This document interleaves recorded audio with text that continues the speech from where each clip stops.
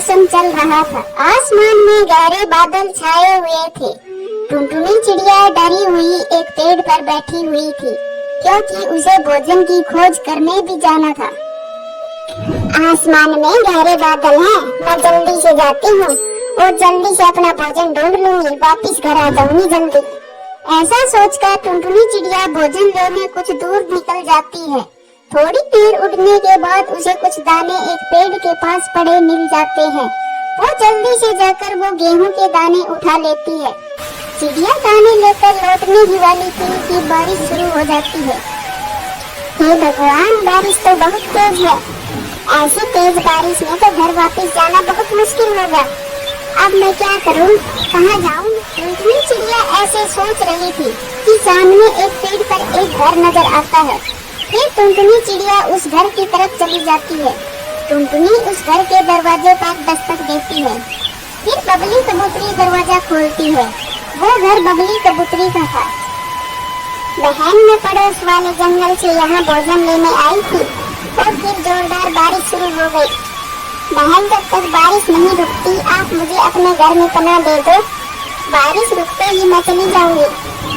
बहन, मेरे पति भी भोजन लेने गए हैं, अभी तक नहीं लौटे। मैं भी उन्हें लेकर बहुत परेशान हूँ, पता नहीं कहाँ पर होंगे। मुझे बहुत चिंता हो रही है, आप अंदर आ जाइए। कबूतरी टुनटुनी को अंदर ले आती है। बारिश जोरदार हो रही थी। जंगल में कोई भी पक्षी नजर नहीं आ रहा था। सब पक्षी अपने अपने घरों में छुपे बैठे थे। बहन, मैंने उन्हें कहा भी था मौसम खराब है, आप ना जाइए भोजन लेने, परंतु उन्होंने मेरी एक ना सुनी। बबली बहन, आप चिंता ना करिए। जैसे आपने मेरी मदद की है और मुझे पनाह दी है, वैसे ही वो भी किसी पक्षी के घर पर रुक गए होंगे। मेरे पास ये कुछ गेहूं के दाने हैं, अगर आपको भूख लगी है तो आप ये दाने खा लें। नहीं, जब तक मेरे पति घर नहीं आ जाते मैं कैसे दाने खा सकती हूँ? पता नहीं कहाँ पर है वो। बंटी कबूतर भी तेज बारिश में उड़ता फिर रहा था। वो भोजन की खोज करते करते बहुत दूर निकल गया था। वो भी आसरा ढूंढता ढूंढता कालू कौवा के घर पहुँच जाता है। कबूतर, मैं तुम्हें थोड़ी देर अपने घर में रोकने के बदले तुम्हारा आधा भोजन दूंगा, देख लो रुकना हो तो। ठीक है, बारिश बहुत तेज है, मैं तुम्हें अपना आधा भोजन दे दूंगा, आप मुझे थोड़ी देर यहाँ अपने घर पर रुकने दो। फिर कालू कौवा कबूतर से आधा भोजन लेकर खा लेता है, जिससे खाने से उसका पेट तो भरा ही नहीं, क्योंकि कालू कौवा बहुत लालची था। वो फिर कबूतर से कहता है, भाई कब तक रुकोगे यहाँ, जाओ अब यहाँ से, बहुत देर हो गई है। कालू कौवा, मैंने तुम्हें अपना आधा भोजन भी किया है, अब जब तक बारिश नहीं रुकती मैं यहीं रहूंगा। इतनी तेज बारिश में मैं कहाँ जाऊंगा? तो भाई और रुकना है तो अपना बाकी का भोजन भी मुझे दो, नहीं तो निकल जाओ यहाँ से। बेचारा बंटी कबूतर करता भी क्या, वो लालची कौवे के घर पर पनाह ली थी। फिर कालू कौवा बंटी कबूतर का बाकी का बचा हुआ भोजन भी खा लेता है। भोजन खा लेने के बाद कालू कौवा सो जाता है। बंटी कबूतर बारिश रुकने का इंतजार करता है। चिड़िया बहन, मैं जाती हूँ, मैं जाकर देखती हूँ कि मेरे पति तेज बारिश में कहाँ फंस गए हैं। मुझसे तो अब रुका ही नहीं जा रहा। आप चिंता न करें, जैसे ही बारिश रुकेगी आपके पति सही सलामत वापस आ जाएंगे। फिर कुछ देर के बाद बारिश रुक जाती है, आसमान भी साफ हो जाता है। ज्यादा भोजन खा लेने के कारण कालू कौवा के पेट में दर्द होने लग जाता है। कबूतर भाई, मेरे पेट में बहुत जोरों से दर्द हो रहा है, प्लीज आप मेरी मदद करो।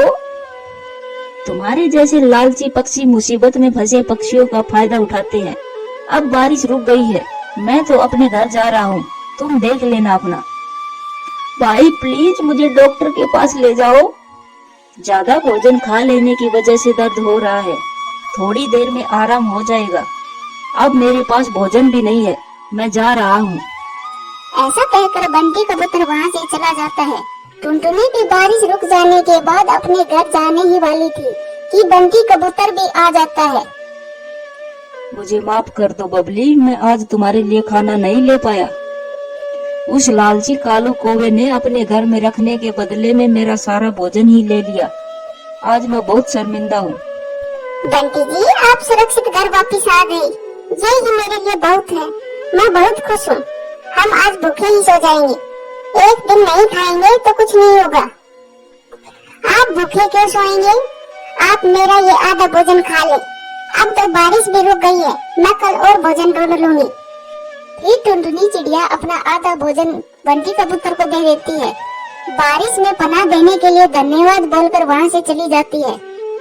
प्यारे दोस्तों, इस कहानी से सीख मिलती है कि हमें मुसीबत में पड़े हर शख्स की मदद करनी चाहिए, वो भी बिना लालच के। दूर किसी जंगल में टुनटुनी चिड़िया रहती थी। टुनटुनी चिड़िया इन दिनों चील के घर पर काम करती थी। वो सब काम बहुत अच्छे से करती थी, लेकिन अब कुछ दिनों से उसकी तबीयत ठीक नहीं रहती थी, इसीलिए वो काम भी ठीक से नहीं कर पा रही थी। टुनटुनी, मैं कुछ दिनों से तुम्हें देख रही हूँ, तुम काम ठीक से नहीं कर रही हो। बर्तन भी तुम ठीक से नहीं धोए थे, उन पर ऐसे दाग धब्बों का निशान है, और घर में भी सब जगह पर धूल मिट्टी जमी हुई है। आखिर बात क्या है? क्या मैं तुम्हें काम की सैलरी नहीं देती जो तुम इतना गंदा काम कर रही हो? मालकिन जी, कुछ दिनों से मेरी तबीयत ठीक नहीं है, मुझे हर समय चक्कर आते रहते हैं, लगता है मुझे थोड़ी कमजोरी है। लेकिन मालकिन जी, आप परेशान ना होए, मैं ठीक हो जाऊंगी। टुनटुनी, मैं अभी डॉक्टर रोकी कबूतर को बुलाती हूँ, वो तुम्हें चेक करके बताएगा कि आखिर बीमारी क्या है। मालकिन जी, आप डॉक्टर को रहने दे, मैं खुद ही कुछ दिनों में ठीक हो जाऊंगी। आप खामखा परेशान हो रही हो। लेकिन चील फिर भी डरा लेती है। टुनटुनी मौसी, आप यहाँ कैसे? और आप तो बहुत कमजोर लग रही हो। डॉक्टर जी, आप इन्हें कैसे जानते हो? ये तो मेरी नौकरानी है। मौसी, आखिर क्या बात है जो आप नौकरानी बन के काम कर रही हो? आप तो अच्छी खासी अमीर थी, फिर क्या हुआ? और आपके बच्चे कहाँ हैं? बच्चों का सुनकर टुनटुनी चिड़िया रोने लग जाती है। बच्चे? मेरे कोई बच्चे नहीं थे, और ना ही इस पूरी दुनिया में मेरा कोई है। मौसी, आप मुझे सच सच बताएं, आखिर आपके साथ क्या हुआ है? आपको मेरी कसम। बेटा, तुम मुझे अपनी कसम ना दो, मैं तुम्हें बताती हूँ। आज से कुछ समय पहले जब तुम्हारे अंकल को मरे हुए कुछ दिन बीते थे, तो मेरे दोनों बच्चे मेरे पास आते हैं। माँ, आज हम एक जरूरी काम से आए हैं, ये कागजात हैं, इन पर साइन कर दो। बेटा, ये क्या है और ये किस चीज के कागज हैं? माँ, ये पापा के इस घर के कागज हैं। हम पापा के इस घर को बेचना चाहते हैं। आखिर क्या करेंगे अब इतने बड़े घर का? बेटा, भगवान के लिए ऐसी बातें दोबारा न करना। इस घर में मेरी व तेरे पापा की बहुत सारी यादें हैं, और तुम दोनों का बचपन भी गुजरा है यहाँ। और हाँ, तुम्हारे पापा ने बहुत मेहनत से बनाया था इसे। माँ, मेरे पति को कारोबार में बहुत नुकसान हुआ है, और हम इस घर को बेचकर जो मेरे हिस्से के पैसे मिलेंगे, उन पैसों को मेरा पति अपने कारोबार में लगाएगा।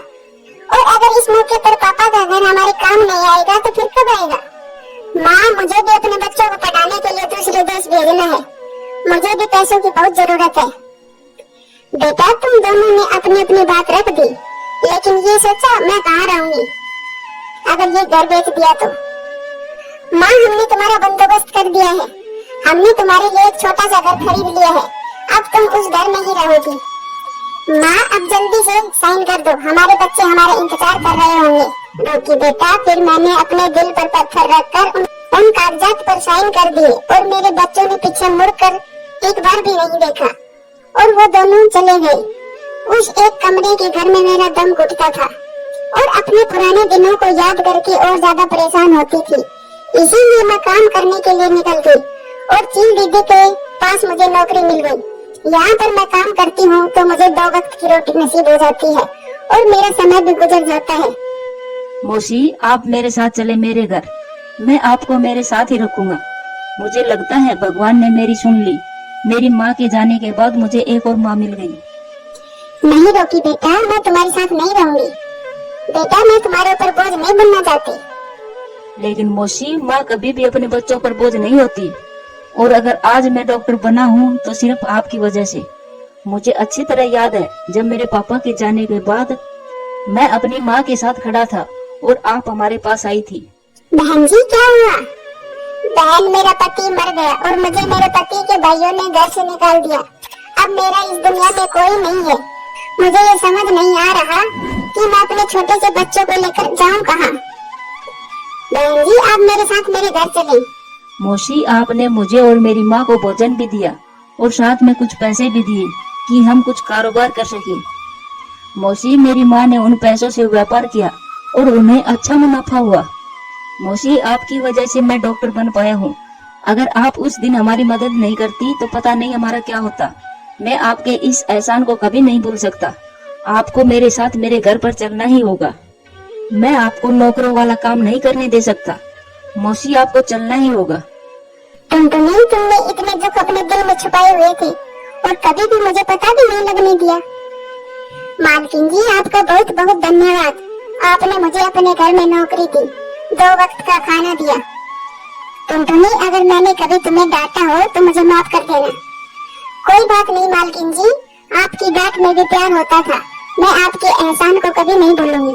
और फिर टुनटुनी चिड़िया रोकी कबूतर के साथ उसके घर पर चली जाती है। माँ, ये घर आज से आपका है और अब से मैं आपका बेटा हूँ। ये क्या माँ, आप रो रही हो?